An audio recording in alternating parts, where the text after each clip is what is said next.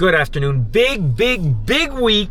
Is it? On the Speed Vlog. Yeah, We're going to the Dynamite, back at the Aragon Ballroom, and then, Veda, I will see you in San Diego. We're going to meet up in San Diego Comic-Con for the premiere of Keep It Kayfabe.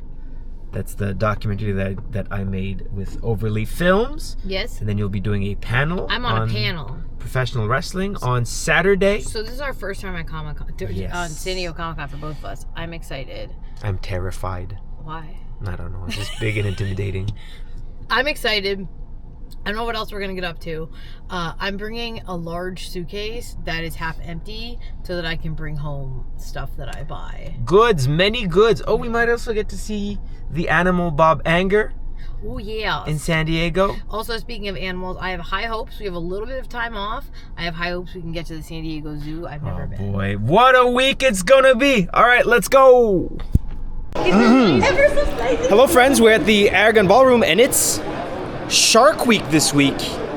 So we got Shark Week Shark and the most famous shark in all of professional wrestling, the Shark Boy.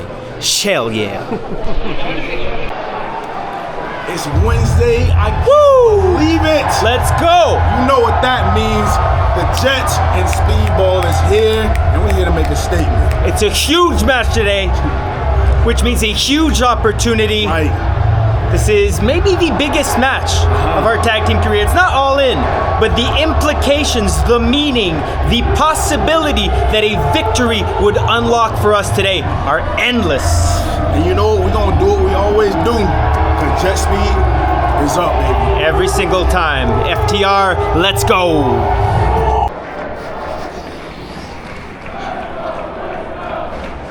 Today turned out to be an extremely frustrating day. An extremely frustrating match that we came so close to winning. You had fucking Dax Harwood right there many times. Exactly. And then Stokely, I thought he was on our team. We had the same colors, you know what I mean? I thought we had a little connection, Stoke. So if you're watching this, just know, not only we coming for FTR, we're coming for your ass too. Do you know what really pisses me off? What's that?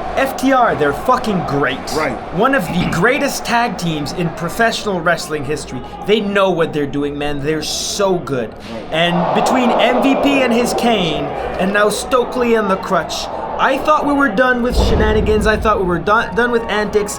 I thought we were just going to have to be able to do good tag team professional wrestling, and then it turns into this. Again. Time and time again. And you know what's surprising to me the most?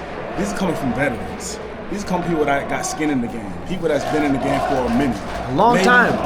You know, multi-time world champions. Right. So I feel like if they got to do all of that against us, it's only positive things. They see us as a threat. Well, you know how we say, it's always Jet Speed up. And that's not just a thing we say. That means that there's a tournament going. The winner's going to challenge for the Tag Team World Championship, still on the Hurt Locker's waist.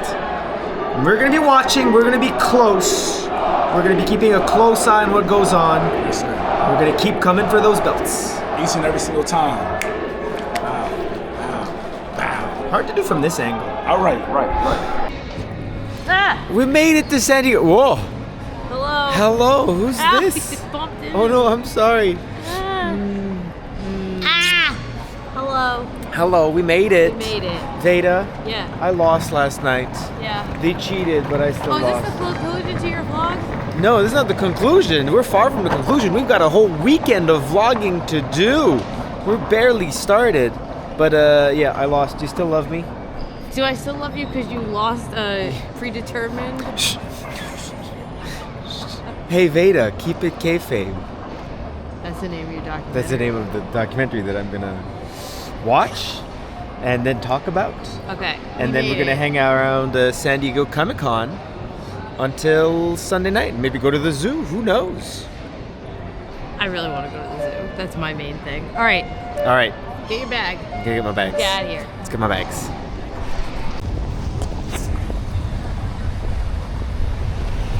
There it is. Yeah. The sign.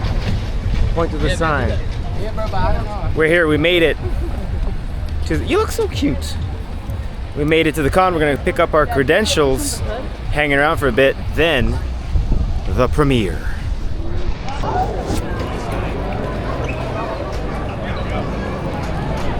I just wanted to pull my camera out in case anyone didn't believe that we were at a Comic-Con. Venom was just taking a photo with Darth Vader, so I wanted to make sure to get that. So we're hanging out, walking around, gonna head over to the cinema? Theater? Whatever. The hotel where the premiere is happening in a little bit. We're gonna hang out, see what we find. For the panel, I think we're just gonna feel. What were you saying? You just keep going. Yeah, I think for the panel, we were talking about whether or not we were just gonna like speak or field Q&A questions. I think we're gonna field Q&A questions. Yeah, I think there's enough of a line here that I think the Q&A is what people are gonna want the most. They want to talk to Speedball probably more than they want to talk to us. So I did and still have no idea what to expect at all in terms of the turnout, in terms of what's gonna be, who's gonna be here and how this is gonna go. But I am extremely excited. Very excited. Because everyone who's seen like bits of the trailer, everyone I've told about this was like, this is great. This is extremely unique professional wrestling content, the kind that you don't see anywhere else. And so you guys did an amazing job capturing that. I personally feel that there is not a wrestling documentary that depicts wrestling the way that this one does. And I haven't seen a lot of other wrestling documentaries because I was very foreign to this world before working on it, as you know. But to me, what we captured feels special. I try to not in media and interviews I did and stuff, I tried very hard to not be direct and point out which wrestling documentaries do a terrible job painting what pro wrestling is today and just focus on things like steroid abuse and drugs and violence, which is not something that I've experienced directly in my wrestling career and something that is not the norm anymore in the majority of pro wrestling. And just the way pro wrestling as a concept is portrayed in all of media is generally terrible. And I feel like this does the exact opposite. Yeah, the world that we found was one that was completely safe and everyone was just kind of working towards the common goal of putting on a good show. So 100%. Which is common. Keeping each other safe. And I would love for that to be the general perception of professional wrestling. But yeah, so let's give it a watch and we'll talk more after. Amazing. I love it.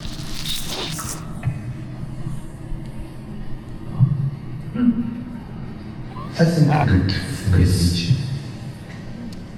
Try close line, but I duck. I go corner. Double boot. Shooting, but feet.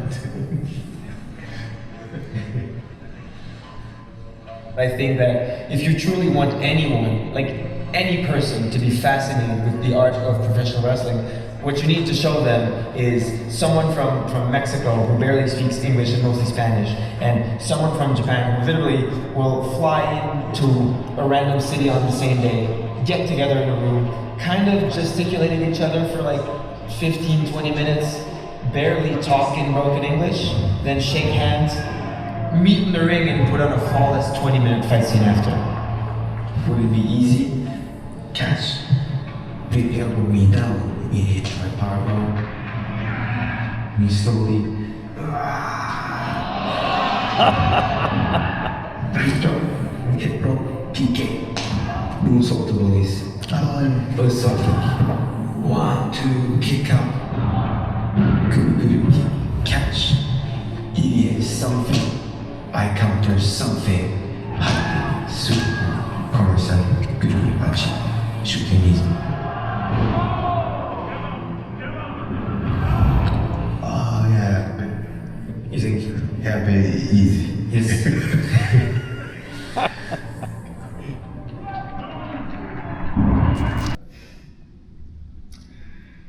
There's so much more I want to say, but I feel like we'll get to all of it through questions. So I don't know what the best way to do this is. Show of hands, who's got questions? Andy, you can go first.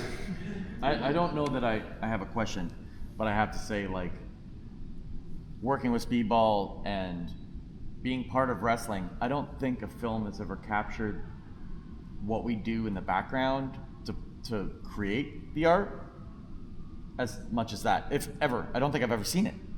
I think you guys have done like you might have done the first one I've ever seen, which is like magic. Like it's crazy, and it couldn't be with someone more brilliant in that field than So Andy, stand up for a second.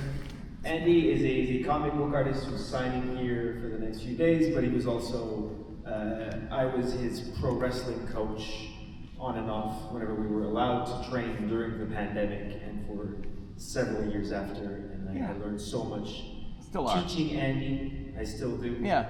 But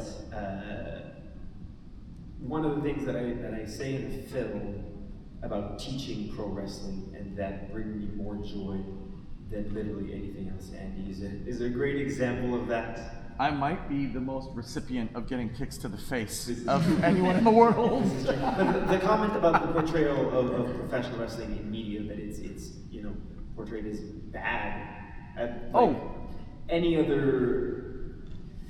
Anything else that goes that deep into professional wrestling, you would watch it and be like, why would I want to do this? Why would anyone want to be part of it aside from the money? And I like that this provides a good alternative. It's the thing that as a fan I have to explain myself for more often than anything else. I had like a two-part question there. Everything in wrestling, when it comes to the wrestler or it came to the Von Erich movie, portrays wrestling as this dark, evil thing. Everyone who goes to a wrestling show who's a wrestler in the background are having the best day of their life.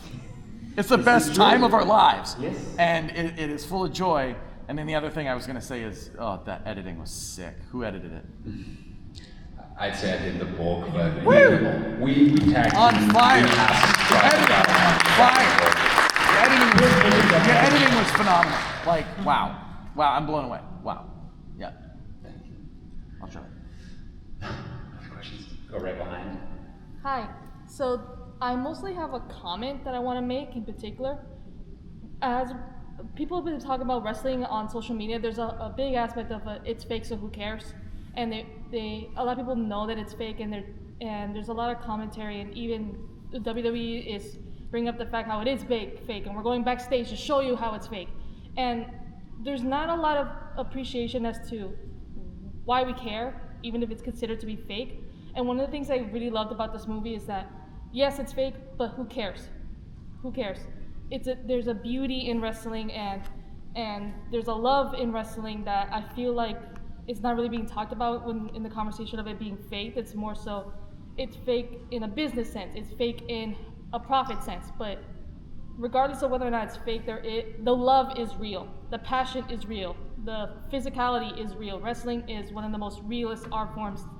And I just really, really loved how your film presented it. I just want to say thank you for showing that wrestling is fake, but is also incredibly, incredibly real. Thank you so much. As I was watching, I was like, how are people gonna perceive this in terms of like revealing too much about professional wrestling?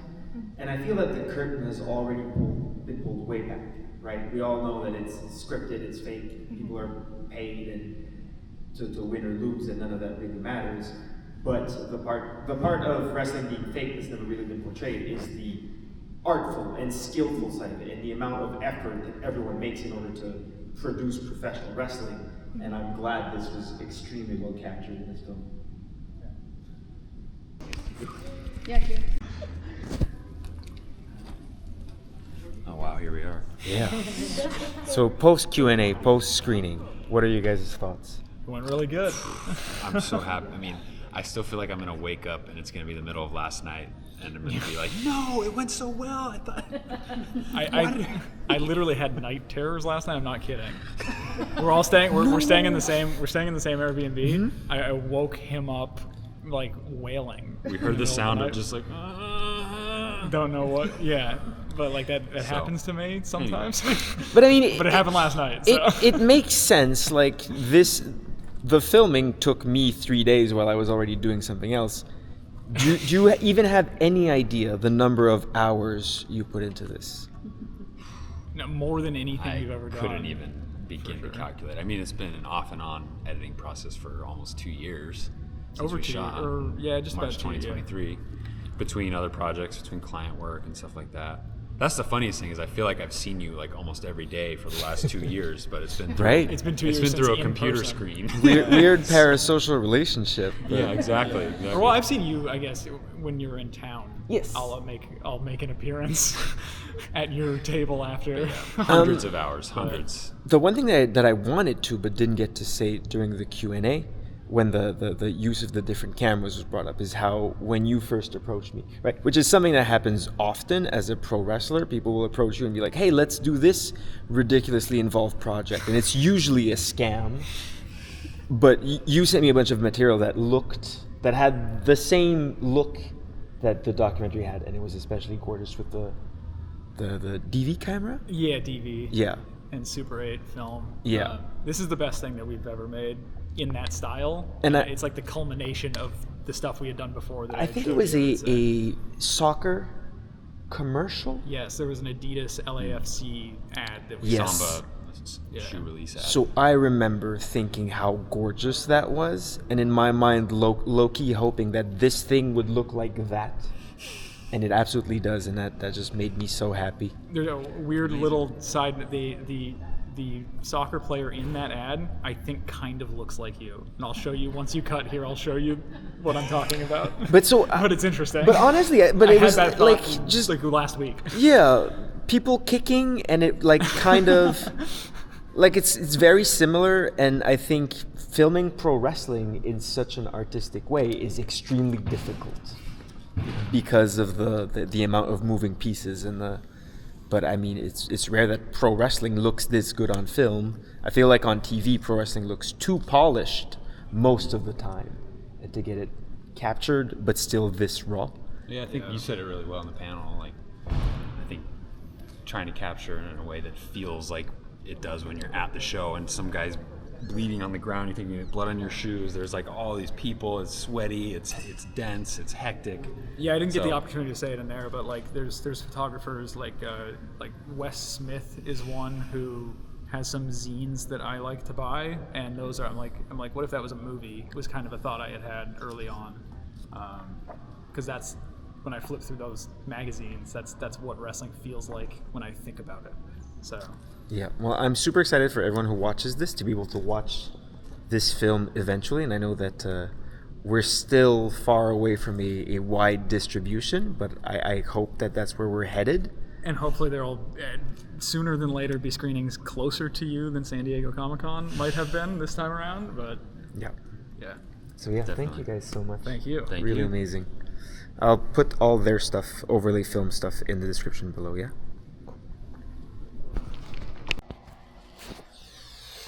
Hello friends, it's Friday, and today is a pretty chill day. No travel. Bless you. I tried to hold that sneeze in, but I realized that I started to look like I was... Bless you, another one. I looked like I was about to cry, and it looked like we were making a update on our relationship video. I hope we never have to make one of those. I think honestly, when we get a divorce, I mean, if we get a divorce, or bring in a third, we're not gonna make any kind of big public announcement. We're kind of just gonna let it happen. Yeah. Because those videos are always the worst. Yeah, unless we thought we could make money off it somehow. This is true. And speaking of making money, my documentary premiere yesterday, you saw me talk. Well, I mean, honestly, there's no place like independent filmmaking in terms of money-making endeavors. This is true. But I didn't get your thoughts on the screening. So we'd seen an earlier version. Right. That was sent to us, but we'd never seen this one. That was like mostly done, but obviously needed a little bit more polish. And they added a little bit to the end of me finding out that you had accepted an additional match on what was supposed to be your last night in LA. And I was a little concerned that it gave me a little bit of a villain edit. But It's very funny. But you said it was funny because the thing is, I was not mad that you decided that you and Mao decided to have an extra match on emo fight. That just meant that I was going to call emo fight and I still had to work the next day. But yeah, so when y'all see it, I'm not the bad guy here. You get the biggest laugh in the movie. Do I? Yeah, when you come out backstage and say that poor little Nick Wayne and his bloody face looked like Wilson the volleyball, because he had like bloody handprints like on his chest. Anyway, it was great. Hopefully, we're gonna set up more screenings. Hopefully, it gets distributed soon. Working on all that, but I loved it, and I thought honestly, my favorite part was not the movie. It was the Q&A after, because y'all, if you're watching this and you attended, you asked some really good questions. Sometimes Q&A questions are like not great, not thoughtful. One person asked about how difficult it was to get coverage, which if you know what coverage is in film, for like filming a live match, because you can't do a retake. There's no reshoots. It's one take. And that, I thought that was really interesting. Like, we had questions that were not just wrestling questions. They were filmmaking questions. So shout out if you were at the Q&A. Like, you killed it with the questions. Killed it. Made us think. So you've got a panel tomorrow at 7 p.m. I've got some fun media stuff to do with AEW, maybe Jazzwares. But today we mostly chill. Well, we say we mostly chill because we don't have any obligations until later in the evening. However, we've been like handling like a bunch of clerical things, which like emails and like organizing things is way more stressful than like doing. Oh my God, so much. Yeah, we have to deal with like finances, taxes. I hate finances. Real government stuff. It's pretty terrible. But it's all gonna be good. I'm vlogging also, and I think tonight we have to go to a party. Yeah. So we'll loop you in when we can. Yeah. If we get up to anything fun, we'll let you guys know. All right. Good morning, friends. It is Saturday? I don't know. Well, yesterday was pretty chill, and then we had a fun party, but today I'm meeting up at the Jazzwares booth, maker of AEW action figures as well as Squishmallows. And Squishmallows. And I've got a day loaded with media. And then you've got your panel at 7. Yep. So we'll take you guys along for all of that. Like, I saw pictures from the panel, and I was like, that denim gi? Okay. That's insane, and I love it. Y'all seen the Canadian tuxedos? I wanted to switch it up a little bit and go here with the baggies with the Travis Scotts on. Very good. Yeah. All right. Shout out Travis Scott, who we love. Travis Scott. I love you still. We love you, Travis Scott. I still love you. Hell yeah. You were nice to meet at the golf course. All right, what is this figure? This is right here, the exclusive San Diego Comic-Con release. There's one of 1,000 of these, so I had to snatch like 10 of them and make sure they get shipped home because everybody's going to be upset. And I've got to get up to Clint. Shout out Clint, who made the gear for what I wore, at Dynasty. This is like I always like to say, this is about like encapsulating a time and a moment. Like, as a fan, you know exactly why I wore that gear, where it was, the moment for it. Instead, you know what I mean? Instead of being like, oh, it's just some random gear or something I wear on TV. No, this is a moment I wore this gear for a specific historical moment, and it's encapsulated here. That like when history made, first Black AEW World Champion at Dynasty. Right here is the moment where I won, and now you can take it home with you. And so it's a really cool, special moment for me that I get to share with the fan base. Thank you guys for supporting and all that stuff. And so now, who do I talk to about the denim gi variant figure? Instagram, because that's where I shop nowadays. I leave for like 2-3 days, and I come back, and it's You do that. It's very unfortunate coming home and then seeing just the stack of packages, Nike boxes that I have at home. Mine are bad because like some will get delayed for like 3-4 weeks, and I forgot that I ordered them. Oh, and then it's like a present. Yeah, I was like, oh, and I'm like, is that just how? Isn't that how adults just shop now? Like, who goes to shopping malls and buys so clothes what there? we're talking about here is online that's like shopping. a trick for my kids. Right. My kids is like, oh, it's a special day. You got an A, or you did something cool. We'll go to the mall, and so it's like you make a day thing of it. But first of all, we're asking you to focus on a camera, but putting 2 of them in your face. And there's 4 more over there. And there's we're 4 triple more over vlogging. here. Yeah. And what we're talking about is, of course, online shopping. And And anyone who watched my vlog knows I've talked about this problem that Mike has, where you like I have just too. you're the plane's delayed, you start clicking around, you order some stuff, and then in a couple weeks there's just a pile of things that you don't remember buying. Yeah. A surprise. Yeah, and it happens every time. And but wouldn't change it for the world. Our shoe rack collapsed the other day. It did. I was like I was adding layer upon layer. So, Okay. hi. Hello. Got to do more media. All right, You're sticking around? I'm gonna stick around and film some stuff in the exhibit hall. So this is where our vlogs, 2 vlogs diverge in a wood. All right, I love you. I love you. Okay, that was super fun. I got big haul. I'll show you guys later. I got a Takeshita. I got Young Bucks. I got the Swerve, and now I lost my people. Now we have 3 drastically different. And you, okay, and again, you're thinking about all this while you're still doing incredibly dangerous physical maneuvers. And, keeping in mind all this other stuff.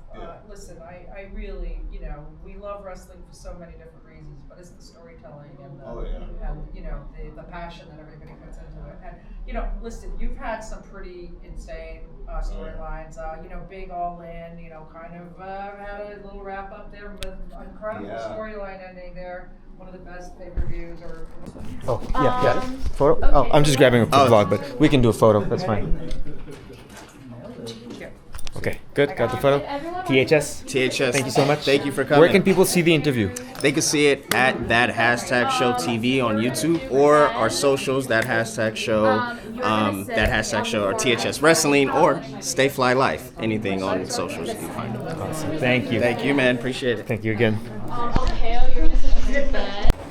Okay, so you just brought up, we talked about it in the we talked about it in the interview, but the baguette from Claire Obscure Expedition 33, which is a game that everyone has been telling me to play, and I heard is great, but I have been tagged in photos of that so many times because for TNA used to do this thing called IPWF, which was like a fake the retro, right? yeah. And I was, again, being French Canadian, I was Monsieur Baguette. Oh, that's right. Oh my! So I get tagged in that so much. But thank you so much for the great interview. Absolutely. Where can people find it? Hey, Big Gold Belt Media. We're at BigGoldBelt.com. All on social media at Big Gold Belt Media. Awesome. Thank you so much, buddy. The narration in the wrestling story side, the look and the voice and just the vibe of that position has traditionally been a male voice for always. It goes back to like the days of pro wrestling where like the local local sportscaster, local newscaster, and we have seen in sport that changing recently. There's been more and more women moving into not just the sideline reporter role, which is an important role, but also in terms of commentary and post-game breakdown, and that has been happening more and more in sports, but it's not happening in pro wrestling. And there are so many times where like, for me in particular, like I will be approached and be like, you're great, but you don't really like sound like a pro wrestling commentator. Like you don't sound like the commentators that I grew up listening to, which means you don't sound like a very straight-laced sort of male broadcaster voice. And I think that's something that there's a lot of us, including you're in also in the broadcasting side of things, looking to change and sort of broadening that perspective. Because if we're talking about women in wrestling or non-male people in wrestling, in order to tell their stories, like we can't have representation in all factors except for in terms of announcing, commentary, broadcasting. Like why are the narrators of these stories of, be it of women, of other marginalized groups, why are all the narrators still the same, like cis white men? Why? And so that is something that I think is a gap that we're all looking to change, all of us. Growing up, I have so much. Okay, so I'm hiding in the bathroom at a Peacemaker party, sorry. And I just wanted, because I didn't get to do it this vlog, it's been so busy. It's got no brand. Like 3 extra paper towels fell out, but that's okay. It's a pretty good sheet, all right. Okay, good. Peacemaker paper towels, okay.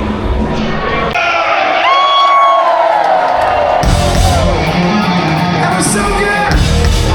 Let's do this now, come on! Steel Panther!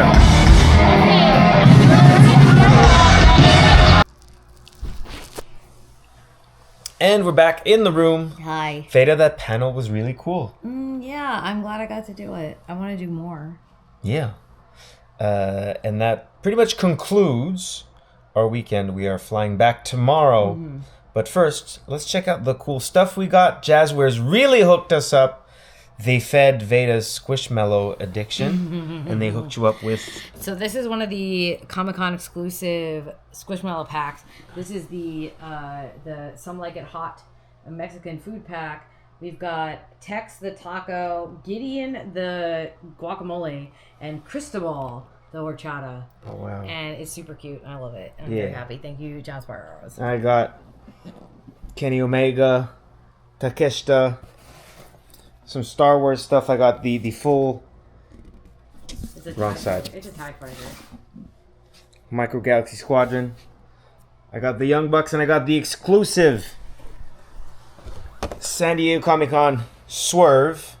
We're out of shelf space. We're gonna need a new shelf. We're gonna need a bigger shelf. We're gonna need a bigger house to put all of our stuff, especially as Jazzware keeps coming in clutch. But yeah, what a great weekend! Yay. Fantastic! Super excited for Keep It Kayfabe, for everyone who's watching this to be able to see that soon. Hopefully. And then now tomorrow we go home. I got 1 day off, and then back to Chicago for Dynamite. Thank you all so much for watching.